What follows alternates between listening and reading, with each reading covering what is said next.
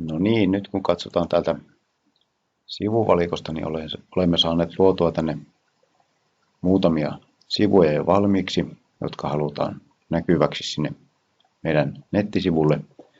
Ja katsotaan nyt, miten nämä saadaan näkyviin sinne omalle nettisivulle. Eli täällä nyt on ulkoasukohdassa tämmöinen kohta kuin valikot. Mennään sinne.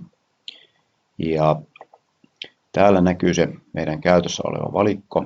Ja tähän on jo aikaisemmin luotu tämä takevalikko, mutta täällä voi olla joku WordPressin oletusvalikko käytössä, mutta jokainen voi tänne luoda oman valikon.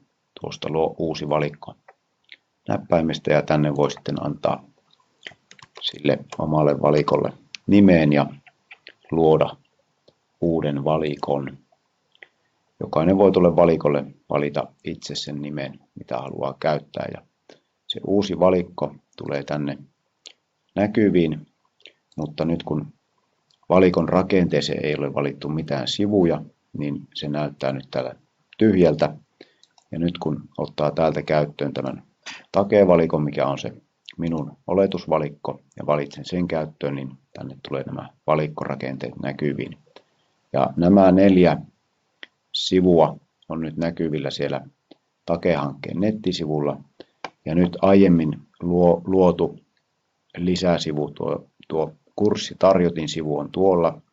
Ja nyt se voidaan valita käyttöön, että otetaan raksi tuonne kurssitarjottimeen ja lisätään se valikkoon. Se vähän aikaa tuossa kelaa ja sen jälkeen tämä kurssitarjotin tulee tänne näkyviin. Nyt jos me tallennamme tämän valikon, niin kurssitarjotin sivu tulee näkyviin sinne meidän nettisivulle. Mutta tässä voi vielä tehdä muutoksia, että tämän kurssitarjottimen voi siirtää täällä eri kohtaan, jolloin se siellä nettisivulla näkyy eri kohdassa.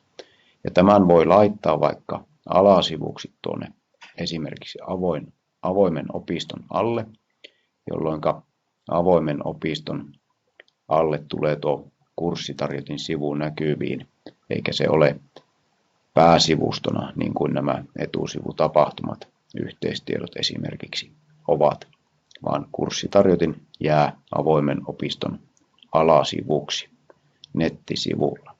Ja nyt voidaan katsoa tuosta, jos me tallennetaan tämän näköisenä tämä sivu, valikko täältä, niin otetaan tuolta uusi välilehti ja menemme sinne takehankkeen sivulle.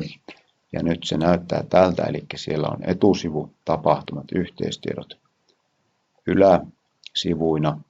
Ja nyt avoin opisto on yläsivu, jonka alla on tuo kurssitarjotin näkyvissä. Ja nyt käydään vielä muuttamassa täällä hallinta- tai ohjauspaneelin puolella tämä valikon rakennetta. Siirretään tämä kurssitarjotin tänne vaikka yhteistietojen taakse pääsivuksi ja tallennetaan edelleen valikko. Sitten menemme takaisin tuonne takehanke sivulle.